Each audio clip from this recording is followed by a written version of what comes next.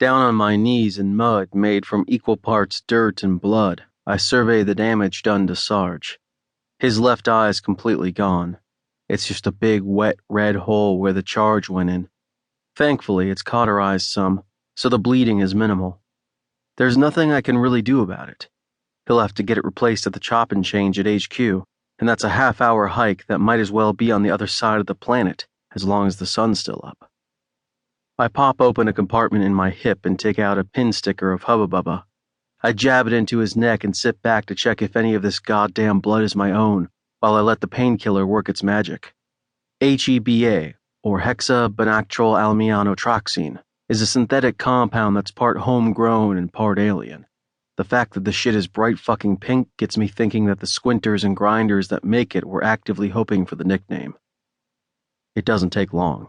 The hubba's pretty potent.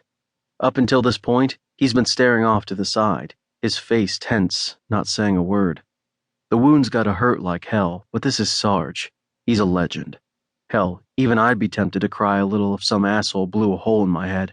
When he finally turns to me, his right eye looks blankly somewhere over my shoulder, and there's no expression on his face.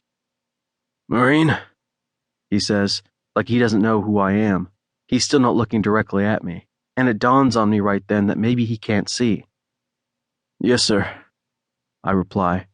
My voice is in the basement end of the register, all gravel and boom. Half of what I say ends up sounding like a grunt, but that's fine with me. I don't say much. "I think I'm blind," he says, blinking slowly. It seems like his marbles are all in place, though. He doesn't have that lost look that most men got in his situation. I nod, and then feel like an idiot. "Yes, sir," I say again. I reach for his face. Hang on. Sorry." To his credit, he doesn't look alarmed when I start stuffing the empty socket with gauze before taping the whole thing over with a few strips of med tape. When I'm done sealing the damage, I thumb up the lid from the other eye. The pupil's not reacting to the light from my helmet, so I figure there's something wrong between his eye and his brain. I get a bright idea and dig around in the med kit some more.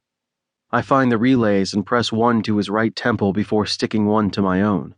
They both come on, powered by the subtle electric charge that runs through a human body.